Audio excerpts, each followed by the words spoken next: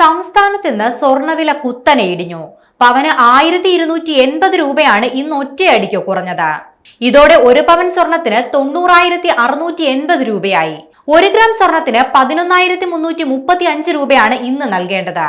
24 carrot 1 gram സ്വർണത്തിന് 12,366 രൂപയാണ് വില. 18 ക്യാരറ്റ് സ്വർണത്തിന് 1 ഗ്രാമിന് 9,274 രൂപ നൽകണം. ഇന്നലെ രാവിലെ 80 രൂപ കുറഞ്ഞ സ്വർണ്ണവില വൈകിട്ടോടെ പവന് 320 രൂപയാണ് വർദ്ധിച്ചത്. ഇതിന് പിന്നാലെയാണ് ഇന്നത്തെ ഇടിവ്. US-ൽ ആഴ്ചകളോളം നീണ്ടുനിന്ന ഷട്ട്ഡൌൺ അവസാനിച്ചത് വിപണിയെ സ്വാധീനിക്കുന്നുണ്ടെന്നാണ് വിലയിരുത്തൽ.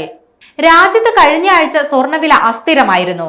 നവംബർ മാസത്തിൽ 24 ക്യാരറ്റ് സ്വർണത്തിന്റെ വില ഏറ്റവും ഉയർന്ന നിലയിൽ എത്തിയെങ്കിലും കഴിഞ്ഞ 2 ദിവസം കൊണ്ട് ഇടിയുകയാണ്. അതേസമയം വെള്ളിയുടെ വിലയിലും അപ്രതീക്ഷിതമായാണ് മാറ്റങ്ങൾ സംഭവിക്കുന്നത്. നിലവിൽ വെള്ളിയുടെ വില ഉയർന്നു വരുന്ന രീതിയാണ് കാണുന്നത്. വെള്ളിവില ഗ്രാമിന് 170 രൂപയും കിലോഗ്രാമിന് 1,70,000 രൂപയുമാണ് ഇന്നത്തെ നിരക്ക്.